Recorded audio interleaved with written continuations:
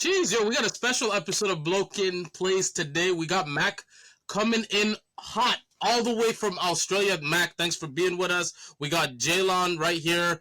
Eva Steve, you can't see him. That's our producer. But before we dive into playoff talk, Mac, how are you doing? Welcome to the show for the first time. How's Australia? No, thank you very much. It's an honor. I'm excited to talk hoops today. Australia is great. It's starting to cool down, believe it or not. It is not hot all the time down here. It is hot most of the time. I'm in Brisbane, Queensland, just FYI.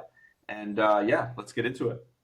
Yeah, Jaylon, how we feeling? I'm blessed for him. Liverpool Premier League champ, Y'all had to clap up for us on Sunday. Got our cheese clap, but it's okay. That's all I wanted to see. I wanted to see us get that guard of honor. But I'll give you guys a clap too because y'all let's clap it up. In play for real. Chelsea is now inching closer to making that Champions League spot because Nottingham Forest lost. So I thank you.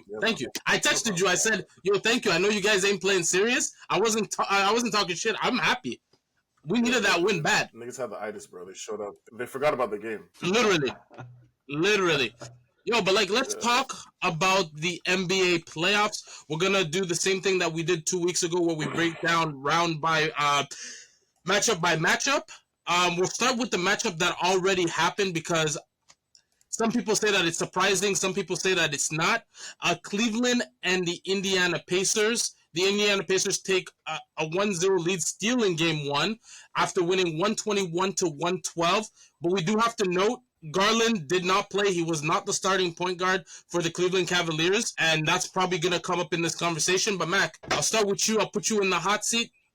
What did you make of game one, Indiana Pacers and Cleveland Cavaliers? All right, so game one was interesting because it was a pretty exciting match all the way through until about the fourth quarter, and then the Pacers just kind of separated themselves. I feel like they really were missing Garland more than I might have expected. Obviously, he's an all-star this year. Mitchell had a pretty decent game, but it just seemed like the Pacers were just more confident in the fourth quarter, and I was really not expecting that because the Cavs won 65 games.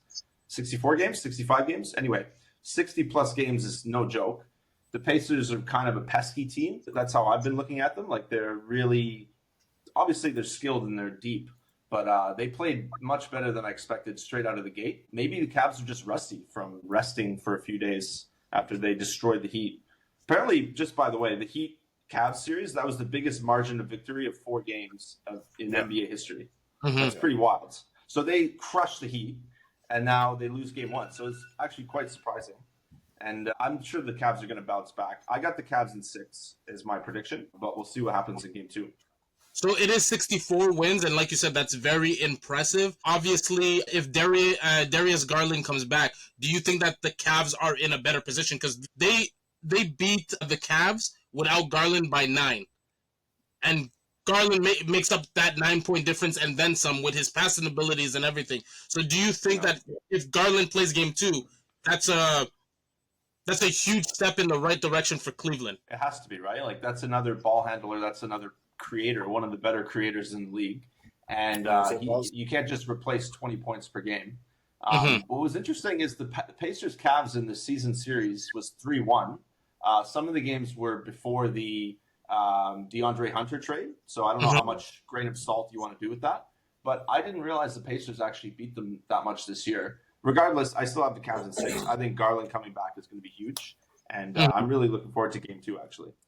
Yeah, Jaylon, what do you make of what happened in game 1? I think that God is so good because I told y'all this is who Donovan Mitchell is. And I just want to read y'all his stat line. He had 33. He was minus 19. He had 1 steal, 4 assists, 5 rebounds. He was 6 for 9 from the free throw line, 1 for 11 from 3. 13 of 30 from the field. I told you this is who he is, and the most important player on that Cavs team is Darius Garland. He's what makes them tick. We saw last year when the Cavs went up against Boston, Darius Garland had a very bad series, and what happened to the Cavs? Belt to ass. So I think this is indicative of kind of Donovan Mitchell's career. He's kind of like a front runner. He reminds me a lot of Dak Prescott in the sense that when everything is going and everything is clicking, he looks real good. But when you ask, his numbers are kind of inflated in my opinion. When you ask him to lead the team and you put the work on his shoulders, this is what we get.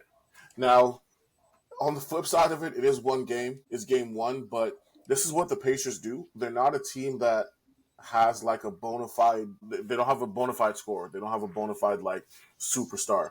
They're a team that chips away. It's almost like not necessarily grit and grind, but they kind of just hang around games. You know what I mean? They just do everything that kind of at the end of the day kind of annoys you. You know what I'm saying? Like they box out, they defend, they're in the stands. You know what I mean? They're that type of team. So for me, I think it's going to be a 7-game series, like legitimately. And I think the Cavs will still edge it. But if Darius Garland doesn't come back right now, I believe he's questionable for game 2. If Darius Garland doesn't come back sooner rather than later, they might be looking at a 2-0 hole that they got to climb out of. And it's going to be scary hours in Cleveland, man. And this is kind of the same thing that we saw from Indiana last year too, right? Mm-hmm. But they're arguably better, right? They have Benedict Mathurin this year. Mm-hmm. And Pascal Siakam still there. I know, Jalen, how you feel about Pascal Siakam, but you got to give flowers where flowers are due, and that team is clicking. Yo, I look like a florist to you? What am I giving flowers for? What's up that name, bro? Yo, and Tyrese Halliburton finally looking like himself too, and that's huge. You know, like what is it? I saw the stat that he has 74 or 76 assists through the first 6 games. Like this brother is balling out. One thing I will say is that the Pacers did play out of pocket. Like, they hit bare threes. I mean, what is it? They were 19 of 36, so they were 52% from the 3-point line, 53% from the field, and in contrast, the Cavs were 9 of 38. So they shot 23% from the 3, 45% from the field. And the Cavs only lost by 9. So I expect the Cavs to adjust because I believe their coach is very good, and I don't see them shooting this bad again. But we're gonna find out if it's because of the Pacers defense or it's just a bad shooting night. Jalan, I just want to quickly touch on what you just said because this is something you said the same thing 2 weeks ago. Do you remember what series you said that about? It was literally the same kind of context that we're talking about. One team it was pardon? Boston, Orlando, no? Was it Boston, Orlando, or was it Minnesota? There was one like a shooting through. Yeah. It was Minnesota Lakers. Fucking lights out in game 1. Yeah. So it's basically the same thing. Yeah. Just that the Cavs are a better team than the Lakers are. So we'll stick with the East. Jalen, I'll start with you on this one. Actually, no, I'll start with Mac again, just because I want to see if he pisses you off with his take on this series. So I'll do my best. Yo, New York Knicks and Jalen's Boston Celtics. Mac, what you got going on there? I got Knicks in 5, and I'll tell you why. Woo! No, I'm playing. I don't have Knicks in 5. I don't actually. Okay, so here's the thing. The Raptors are my team. The Knicks are like my second team. I don't follow them religiously like I do the Raptors. But I would say that the Knicks actually are lacking an identity this year that they had last year. But I still like the moves they made to get obviously Cat, Bridges, Anunoby last year was already there. But I like the players they got. They just have changed their identity in a way that actually seems to hurt them. And that's why I think they struggled against the Pistons in a lot of ways. It's like the sum of their parts is smaller than the parts themselves, if that makes sense. I just don't think they have what it takes to compete with the Celtics. I think the Celtics are probably going to kill them. If I had to guess, I'm going to say Celtics in 5. But I do want to see a 7-game series. I don't like short series, especially from the second round beyond. Yeah, I think, Celtics, I agree with you. Celtics in 5, maybe 6, just because, like, sometimes Jalen Brunson goes into this Super Saiyan mode and just does what he does. But the thing that I want to touch on and I want to ask you, is it a coaching thing? Like, do they need to get rid of Tom Thibodeau? Like, they have good pieces. They're in the same spot as last year, top 3 in the East. But, like, I do agree with you. There is something missing, and Jalen has mentioned this throughout the year about the Knicks. He's like, there's something about them that he didn't like. He liked Cat. He liked them getting rid of Julius Randle. Jalen, correct me if I'm wrong. Julius Randle, but he's like, you failed to say that this is a championship team. And I know you called for the head of Tom Thibodeau. Mac, this is your second team. You like this team. Is that something that you would call for too? Well, such a good question. So I actually like Tibbs for a lot of reasons, but I think Tibbs, with many teams in his history, he reaches a ceiling, and then that ceiling can't be broken. And it's usually well below championship contender. The 1 year he got kind of close in 2011 with the Chicago Bulls, they ran into the Heatles, but I just don't think. Yeah, I'm gonna have to agree with Jalon here, and I'm trying to disagree. I promise. I'm gonna have to agree with him that we should probably get rid of Tibbs because Tibbs puts a ceiling on what your team is. He plays his guys every single minute of the game. Yep.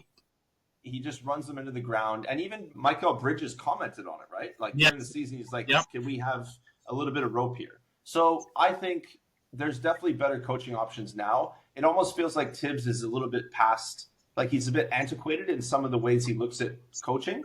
And I think they should go after, like a Taylor Jenkins, for example. Just somebody else, just to give it a new flavor and to try to use this roster a little bit better. I would like to see that. With that said, I still think that he's going to have a lot of good moments during this series. And I think we're going to see, Tibbs has defenders, and I think those defenders are going to come out loud and proud. I'm not personally one of them, but I think he's a good coach. He puts a cap on what your team can be. Jalon, I'm going to let you take over, but Mac has echoed like a lot in a different way, a lot of the things that you have been saying throughout the podcast about the Knicks. Jalen Brunson, Norwood Junction, Lane Hudson, it's Boston at 5. My problem, a hockey gang. But my problem with the New York Knicks is that it's Jalen Brunson or bust. And if we think back at like the series over the years of like this Boston team, even with the Ime Udoka Boston Celtics, the series that they've looked the best in, the Knicks are kind of built the exact same. So I immediately look back and I think of Philadelphia, right? I think of Joel Embiid, the Harden days, you know what I'm saying? And the Knicks are kind of built the same. They have a great scoring guard, they have a great post player, and they have a bunch of great role players and pieces. Boston is literally built for that. So they have Al Horford, Luke Cornett, and the other brother, Kristaps Porzingis, that can all rotate through. They switch 1 through 5. They have 4, 5, damn near 6 guards that can defend, that they're comfortable switching on. They shoot the lights out. The Knicks don't defend the 3 well. I believe they're the bottom half of the league. I think it's like 21st in the league in 3-point percentage, defensive 3-point percentage. And they don't have, the pieces they have, in my opinion, don't have enough character where they don't have enough character to beat the Boston Celtics. And what I mean by that is Karl Anthony Towns is very easy to take out of a game. He doesn't affect a game enough, and he just doesn't stamp his print on a game in the way that Jalen Brunson does. And I believe that Jalen Brunson is a top 2 guard in the NBA, if not the best guard in the NBA, with the way he's playing right now. But Jalen Brunson needs help, and Mikal Bridges, OG Anunoby, Josh Hart, Karl Anthony Towns, too often they're found missing. The other problem they're going to run into is bench depth. One thing Boston has a lot of is bench depth. They get so much production from their bench. Peyton Pritchard, Drew Holiday, if he's able to come back healthy, he's struggling with that. What is it, his hamstring, I believe? Or either his hamstring or his hand, one of the two. They have a lot of bench depth, and I believe that, like Mac alluded to, Tibbs has reached his ceiling. And I've said it for a year and a half, 2 years now. I've literally said that Tibbs is not the guy. Mm-hmm. And the problem is because when we get to these situations, we saw it last year against Indiana, when we get to the situations in the second round, Jalen Brunson is dog tired. Yep. All of the players are tired. This is the second year in a row that Josh Hart has been top 5 in minutes. Yeah. And he plays hard, too. Exactly. He's rebounding, he's banging bodies, he's diving on the floor for loose balls, pause. He's not a guy that's like a finesse player. They don't manage minutes well enough. And the Boston Celtics are a team that manage minutes very well, and they don't even need to play all their main guys. They can roll with everybody but Derek White and Drew Holiday and still win a game. You know what I'm saying? So for me, I think it's the Boston Celtics in 5. I don't think the series will be close. And like the thing about the Boston Celtics is when you're defending them too, you have to account for everybody. Like that one game where Derek White had like 8 points every quarter. Mm-hmm. You know, like, how do you defend that in one game, and then the next game you're like, yo, Jason Tatum's going to drop 35, and then Jaylen Brown's going to do his thing. Like, that team is so weaponized that they are so hard to defend, and when you have a guy like Josh Hart, who is a defender and a rebounder and a hustle player, playing 46, 47 minutes, but has to handle those dudes, come on, it's not going to be easy. It's not going to be easy. Yo, Jayla, next series we're going to talk about Golden State Warriors. They pulled it off against the Houston Rockets. I think it's just the Rockets are young and Jimmy Buckets makes Golden State a better team.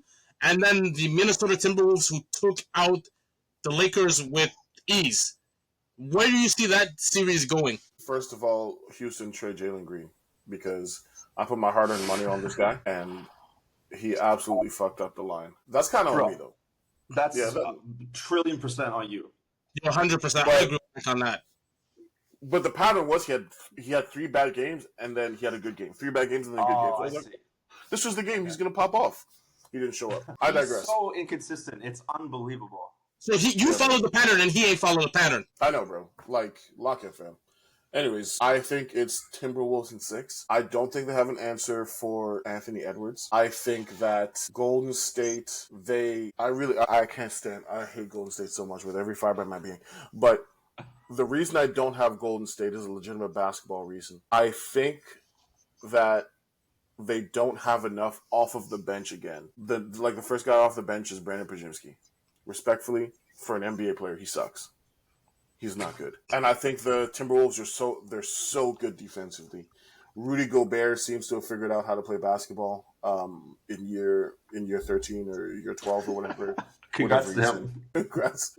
But I just think the Timberwolves are overwhelming. Their ability to shoot the basketball, their ability to defend, and they don't have anybody that can guard Anthony Edwards because they have Kuminga and Jalen on the bench. I think that's the only guy that would actually give Anthony Edwards problems, and Steve Kerr refuses to play that guy. So I have the Timberwolves. Actually, you know what? Fuck it. Timberwolves at 5. I don't know about that one. I think it goes to 6, possibly 7, just because of the way the Golden State Warriors are coached. I think Steph Curry is still playing at a high level. Buddy Hield, I know you're not going to get that from Buddy Hield all the time. 33 points. That was like an anomaly, but you still have. You have Jimmy buckets and stuff. I don't think in 5, but yeah, I can see I see the Minnesota Timberwolves riding this high of beating the Lakers and then going on to beat the Golden State Warriors. Mac, I would say, yeah. So there's so many angles to the series, and I'm really excited to watch it. I got the Wolves in 7. I think it's going to be a very hard-fought series. Mm-hmm. But the thing that gets me with the Warriors is I'm actually genuinely confused why Kuminga hasn't played. Now, I know he came back from an injury towards the end of the season, but I kept saying to people around me that I follow basketball with, like, Kuminga is going to be a huge impact player for this team as they go forward. Because the Warriors were on this big streak post-Jimmy Butler trade. Curry woke up, Draymond woke up, everyone woke up. Quentin Post, random rookie, seems like he's literally the second coming of Stephen Curry shooting from 3 towards the end of the season. But he's been okay in the playoffs for what he is, a rookie off the bench. But I'm just confused why Kuminga isn't playing because he should be their 3rd best player or 4th best player maybe. And he hasn't been playing at all. And so in this series, he seems like he'd be invaluable for so many reasons. And I think the Wolves' size and just I actually attribute a lot of their success to sort of Anthony Edwards. I call it irrational confidence, where Edwards believes he's going to be the best player in the series. He believes he's better than Curry, and he maybe isn't necessarily, but he certainly plays like it. And I just think that confidence imbues the rest of the team, including Naz Reid, including Julius Randle, who's been a bit resurrected. At least he was in the Lakers series. I got Wolves in 7, but if the Warriors really push it that far, I would not be surprised because they have so much fight in them. And when you have a Jimmy Butler, Curry, and Draymond, those 3 are about as competitive as it gets.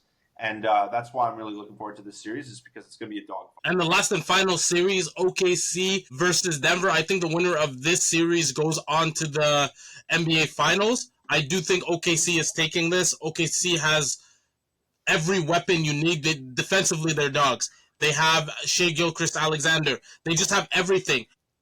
Denver, I don't think is as deep as a team. They have Jokic, Michael Porter Jr. We don't even know where the fuck he's been. He's like ghosting. If he could knock down some shots, I would be more confident in Denver, but he's not doing anything. So I have no confidence there. And then Jamal Murray's playing well, but is he playing as well as he can be? Question mark. And Aaron Gordon's balling. But I just don't see Denver beating OKC. I think it's OKC in 6. Mac. Yeah, I'm going to pick OKC in 6 as well. I think the biggest reason, or not the biggest reason, but one of the biggest reasons the Nuggets have even gotten this far is honestly Russ. I think Russ's energy all season has been about as important as it gets. I promise you, I'm not saying that to get a clap out of Jalen. I do believe that. No, Obviously, you're that's right. Jalen's boy. But at the same time, like, where would this team be without Russ? Because Jamal Murray is about as inconsistent as it gets, and I hate to say that because I want him to be so much better. Michael Porter Jr., as you just said, Corbina, he's missing in action, although he does have a shoulder injury, I think. Aaron Gordon has been balling, like you said, and that's about it. Like, Christian Brown gives you some nice minutes. He'll get you like 10, 15 points. They don't have shit all after that. So the Thunder are going to get up in you on defense. Their defense is insane. And I've watched basketball for like 20 years. I've never seen a defense as swarming, as intense, and as disciplined as well as the Thunder, because they're like organized chaos. It's like you turn one way, you got Caruso coming this way. You turn the other way, you got Casey Wallace, you got SGA, Jalen Williams. And then on the back line, they have two guys defending the rim. I'm amazed by their defense every single time I watch them. And I think the Nuggets are going to have big problems there. I still think, Thunder in 6, so they're going to win 2 games, the Nuggets are. But the Thunder are such a better team in the series. And like, Jalen, just before I turn it to you, when you were talking about how Golden State doesn't have an answer for Anthony Edwards, I automatically went to OKC, and I'm like, you can start with Lou Dort on him, and then like Mac articulated it perfectly. You turn the corner, Alex Caruso's there, and so on and so forth. Jalen, where do you think that series goes? Denver in 7.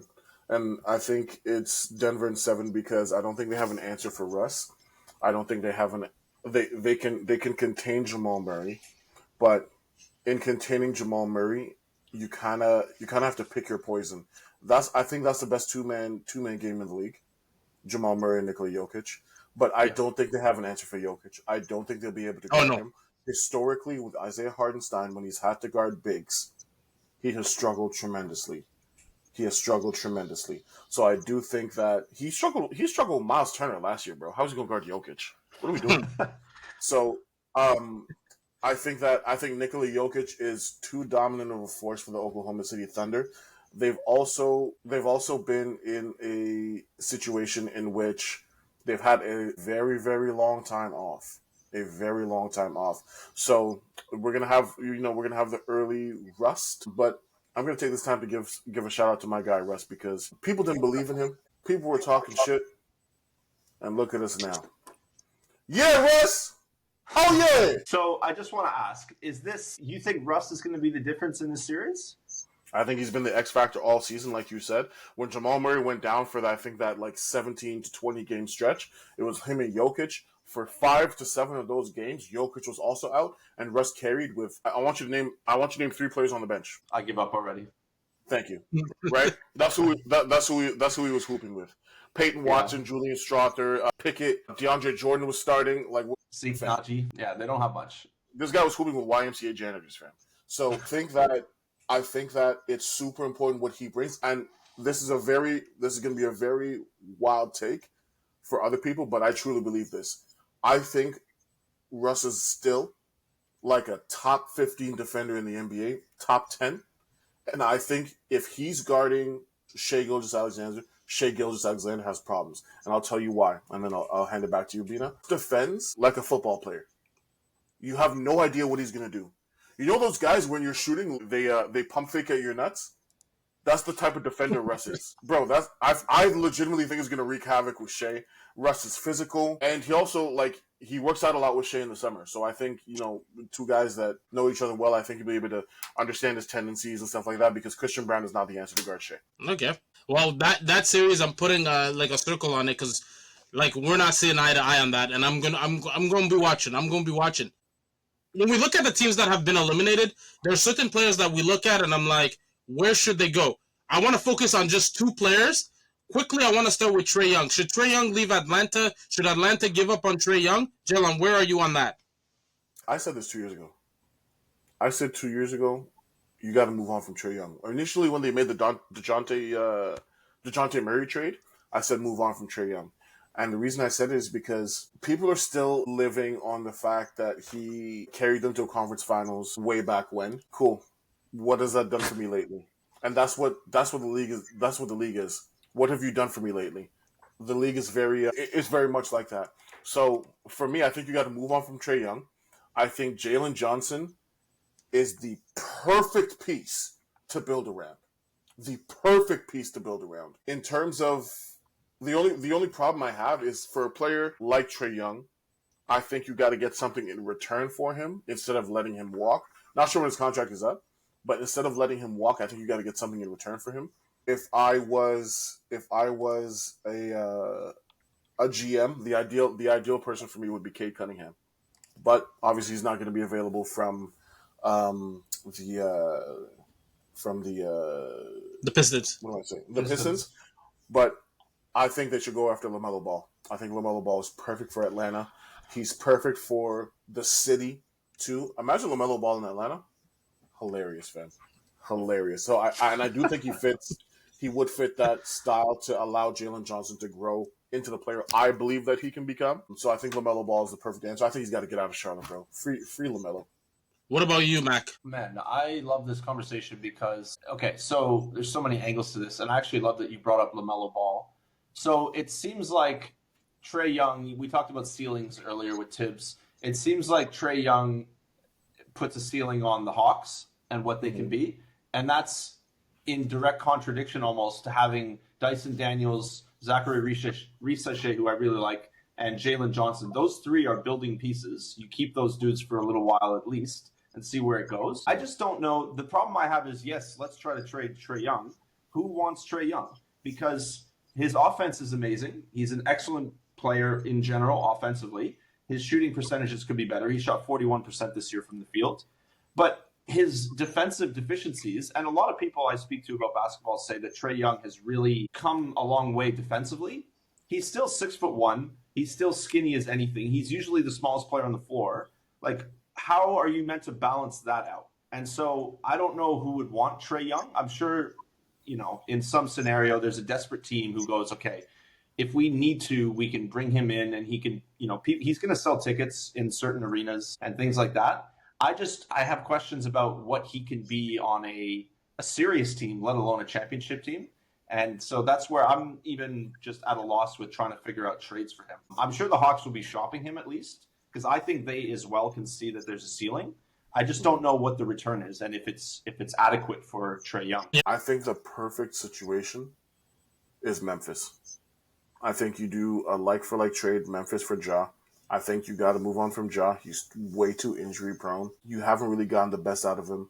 It seems like he has no interest in being in Memphis anymore. But in return, if I'm Memphis, I would want Trae Young, and I'll tell you why. I think you get a minimum 20-10 guy who is usually available, who is a decent floor general. Not decent floor general, who's an above-average floor general. And I think that allows Desmond Bane to not be on the basketball as much. You get a true one, because I don't think Ja Morant's a one. I think he's really a two in the one's body. Sorry, in the one position. And I think most importantly for Jaren Jackson.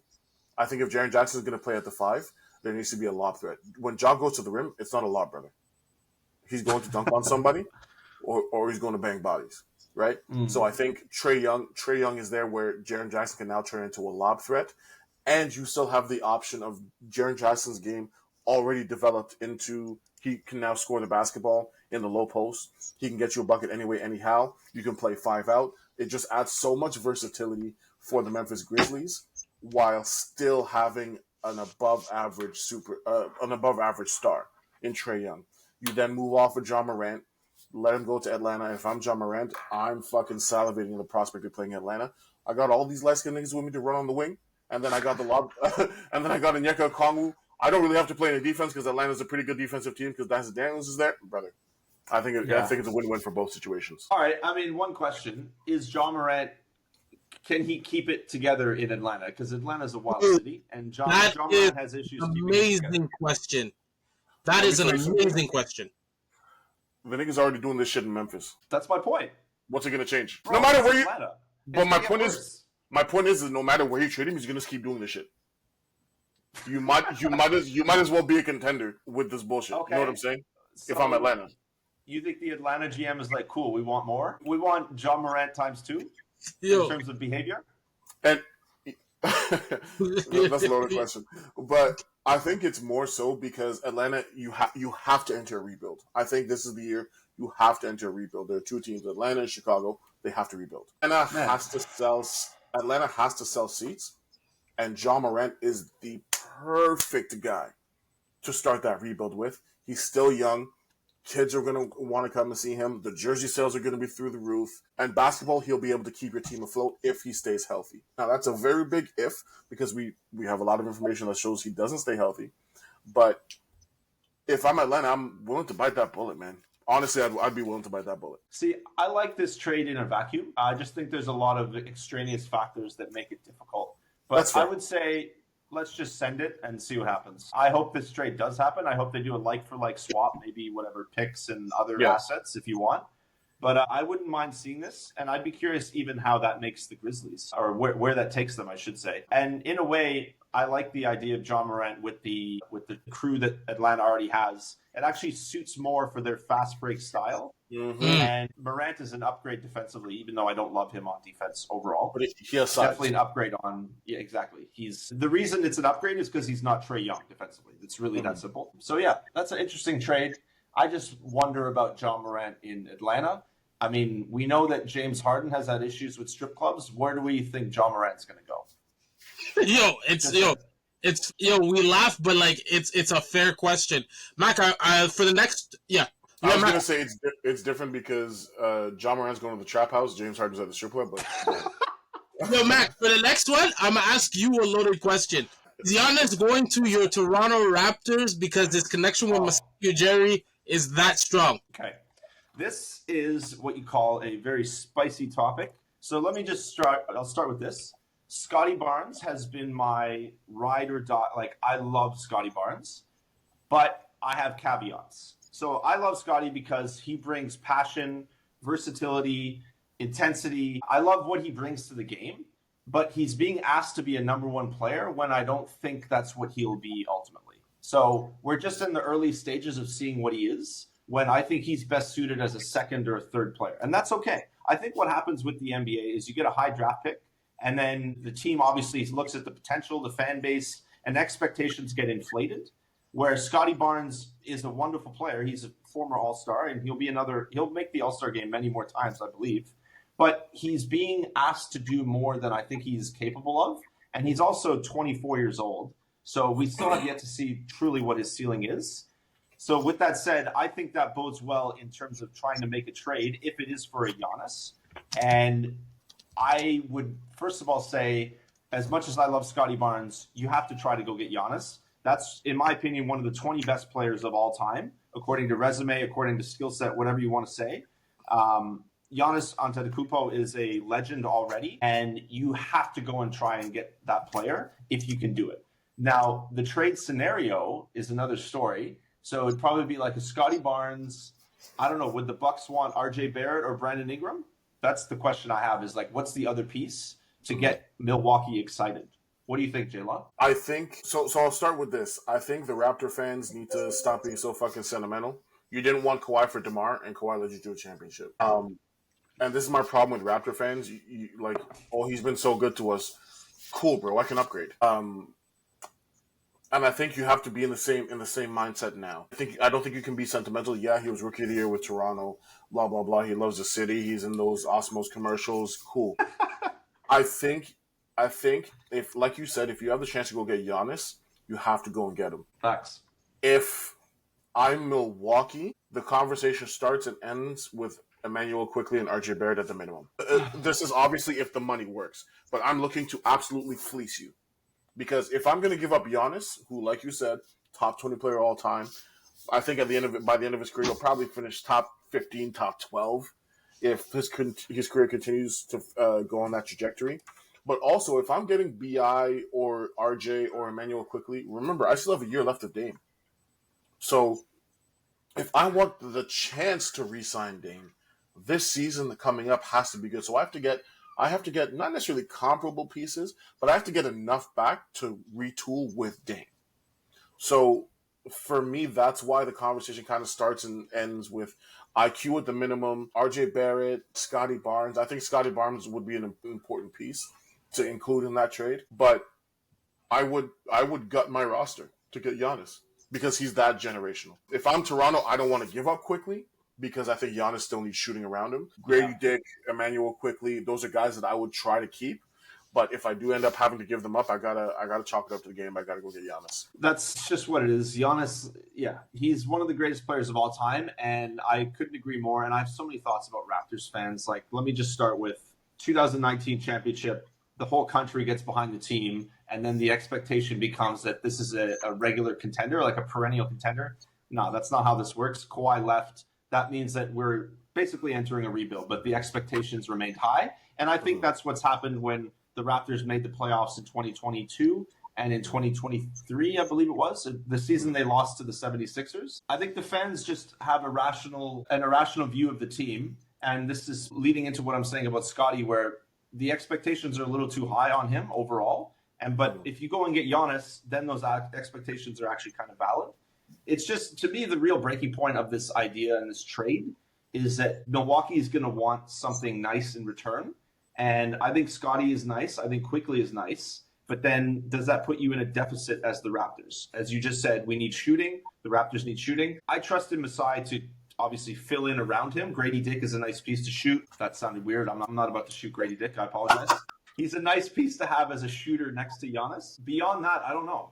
That's the thing, is like, I don't want to leave the Raptors in a deficit, but there's more trades to be made if you go and get Giannis, so we'll see. Damn, this is all like really insightful, and like it's the most interesting thing because like Jalen, I think it was you who's like, Damian Lillard does not want to be there. Oh, he looks so depressed, bro. You know what I'm saying? Like, and then Chris Middleton is like towards the end of his career, like he's always injured. Like Milwaukee just ain't it anymore. And no, they really are. And then Jalen, your favorite coach. Doc Rivers? Yo, the way Jalen hates Doc Rivers. No, the way Jalen hates Doc Rivers. Yo, they I will say, I'll give Hatham his flowers because he's not here. But years ago when they had the chance to get KD before he went to Brooklyn, Hatham and I were saying, oh, I would pull the plug immediately in sending Scotty Barnes for KD. And Raptors fans were like, no, we don't want to do it, brother. And I might have been one of those fans if I'm being honest. Oh, I would have packed that guy's shit up myself, fam. Driven him to the airport. Bro, 100%. Sorry, Bino. I just wanted to get that in there.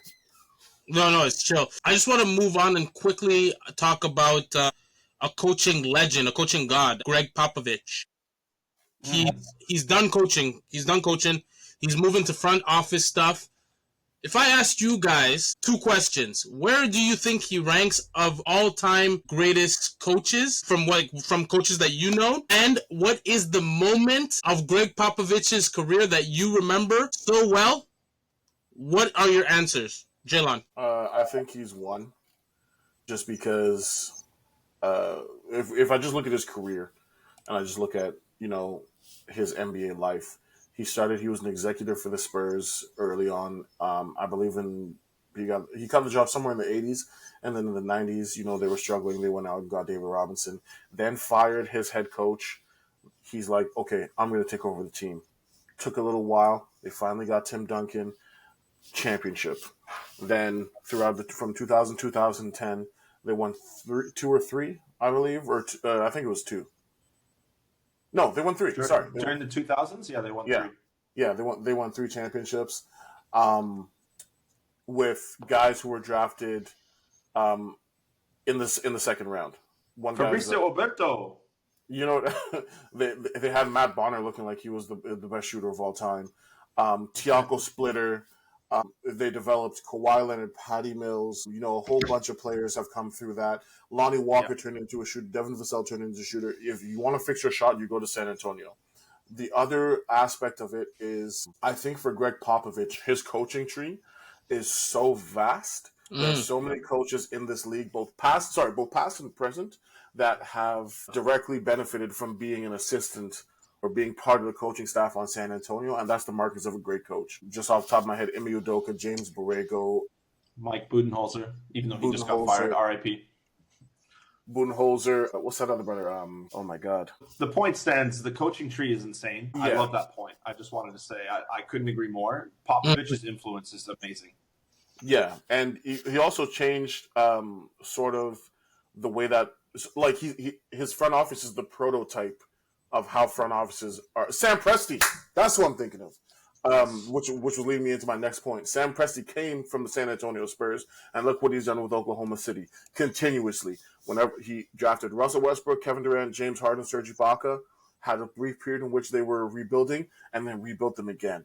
And he's in a period now in which Oklahoma City looks like they're going to be a dynasty for the next however many years. That all stems from Greg Popovich. So his influence on the game of basketball is second to none. But more importantly, I think one thing I'll always remember about Greg Popovich is that he's always spoken up on civil rights issues, and he's always been so quick to speak up on behalf of his black players as a white man in America. And that, I think, transcends basketball in itself. We're going to miss him as a coach. It's going to be kind of weird not seeing him coach in the NBA, but hats off to the GOAT, man. And Jalen, to your point about that last point you made, it's like a huge point that like that needs to be highlighted, because like the man put himself in that situation and everyone could count on him to talk for like literally. And when Greg Popovich talks, you listen. You don't say anything. You listen to the man that is talking. And I think that is like a point that like I wasn't thinking about, but when you said it, it just reminded me of everything that he has done. And like it's gonna be weird not seeing him coach. And just like what he's done with like the players he's done, and I'm not saying that Tony Parker is not great, not great, but like just like when we were growing up, right? Like in 2005, in 2007, like watching these teams, like with the Tony Parkers, the Manu Ginobili's, the Tim Duncans, like Tim Duncan was so basic, just like layup, bam. But like, remember, Mac, we used to call him the 92 Camry. yo, all reliable. It doesn't get more reliable. like it's so basic, gets you from point A to point B so efficiently. That's why they call him the big fundamental. And that's all Greg Popovich, right? Like it's and then in 2014 when they won the championship, Jalen, you said it, they developed Kawhi, and then the list of players that they haven't won anything since then, but the list of players that they developed, the list of the coaching tree, like Mac gave you your flowers for about mentioning, like it's huge. And OKC, you are right, looking like a dynasty, and look how many draft picks they got still in the pipeline. All that is how you run an organization, and they learned that from Greg Popovich. Mac, the floor is yours. Thank you. I just wanted to say, like, I have a few other points to make. I was going to say, I think the most important point Jalen made is that he was outspoken for social issues and just global issues. I wouldn't say he always had an opinion, but when he was asked, you could absolutely bet on him making a very poignant statement. And as you said, everybody listens. And I don't even think necessarily it's about representing black players or whatever. It's just that he represented the NBA very regally, and he represented the best of what being a decent person should be. I think he never saw himself as better or more important than anybody else. He wanted to bring everybody down to a certain level, and I think that's about decency. But he understood things on a global level, on a world level, and I think another version of that is Steve Kerr. Not nearly as poignant, in my opinion, but still represents decency and represents rational thinking. And that's something I think we're going to miss from Pop, is that, as you just said, when he spoke, everybody listened. And that father figure, so to speak, is definitely going to be missed in the NBA. I just wanted to say also, I think he's, if not the greatest coach of all time, he's at least in the top three. The other two names that I had thought of are Red Auerbach from the Celtics in the 50s, 60s, and 70s, and Phil Jackson, of course. Like, if you can't mention Phil Jackson, even though he was an absolutely trash GM for the Knicks, and that should be forgotten, unless you want to hate on them, then never forget. But anyway, that's the top three. Everyone else gets honorable mention, in my opinion. Those are the three legends. They're like the Mount Rushmore of coaching. Throw a fourth name in, I don't really care. I think Popovich, I'm not sure how he's going to fare in the front office. I'm sure he's going to do fine. But those are big shoes to fill as the Spurs head coach. And he's going to be missed quite a bit. My favorite moment from him, I don't know if you guys remember this, but the Suns and the Spurs played in the 2008 first round. And the Spurs won in 5 games, I believe. But then the following season, so during that series, Pop was doing hack-a-shack every single game, basically, and was like putting Shaq on the line. He was bricking free throws. But then in the very first game of the next season, right after the tip-off, Popovich intentionally fouled Shaq because the Spurs played the Suns, and then the camera cut to Pop, and Pop just gives a thumbs up. He's just trolling Shaq right then, like, I love you, Shaq. Like, I'm just going to foul you for a joke. That's one of the funniest things I've ever seen. It was such a dad joke in an NBA game, I feel like. So, shout out to Pop. Bro. Yo, so before we close out the episode, we just have some breaking news coming in that Kenny Atkinson is winning Coach of the Year. I think it fits everything we're talking about. We're talking about one of the greatest coaches of all time. We're talking about the coach this year that put his team atop the East, best record in the East. He wins Coach of the Year. So quickly, I just want you to get your reaction. Would this guy have been your vote? And do you believe that he deserves it? I mean, his body of work proves that, but would he have been your guy? Mac? I can't argue against it. I think Mark Daigneault from the Thunder also deserves, he might have come second. I haven't seen the results since this is breaking news. But Kenny Atkinson deserves his flowers. I think it took him far too long to have an NBA head coaching job after the Nets. I think he was pretty comfortable with the Warriors. I believe he was there for quite a while. And that's a great coaching gig to be an assistant coach on the Warriors. Like, why not? But I think it's well-deserved. He's finally back in a head coaching position. And the team won 64 games, so credit to him. Yeah, I agree with you there. The other two options were JP Bickerstaff and Ime Udoka. Honestly, I wanted to see Bickerstaff win it just because he brought Detroit from like 30th into 6th in the East, and he had a good play. They had a good playoff performance. They weren't going to beat the Knicks, but they played well. So I wanted to see JP Bickerstaff win it, but like you, everything you said, can't argue it. 64 wins in a season, making the Cavs look like a really good team, making Donovan Mitchell look like an MVP candidate when we look at the top 5. Jalen, I'm not going to say top 2, top 5 players, but yeah, there's nothing else to say. Jalen. Yeah, I mean, I had JB Bickerstaff as well, just because Detroit and what they were able to accomplish this year, but.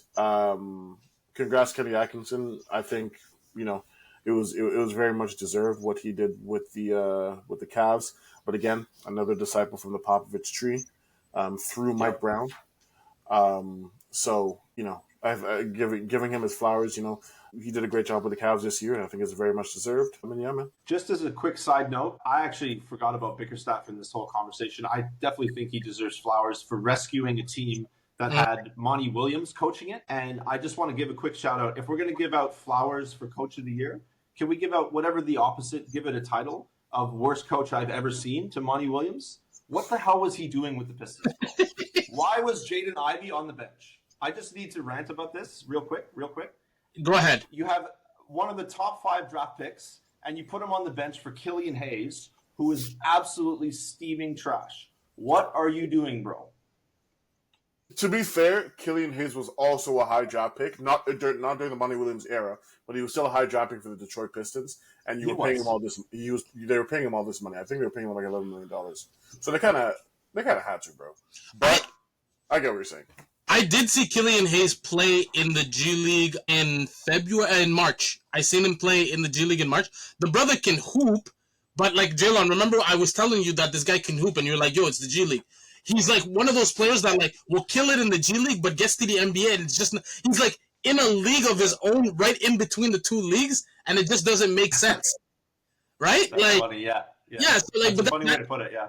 Yeah, that like in the G League when I saw him play, the man was dropping bare buckets, right? Yeah. But then he goes to the NBA and it's like, yo, where was that guy that was like just dropping buckets before? So to your ranty point, like that is facts, because look at what JP Bickerstaff has been able to do. He literally turned around the franchise, which is what everyone thought Monty Williams will do. And now what is he doing? He's coaching high school? Yeah, I think I saw a picture went viral. He's coaching some junior college or something.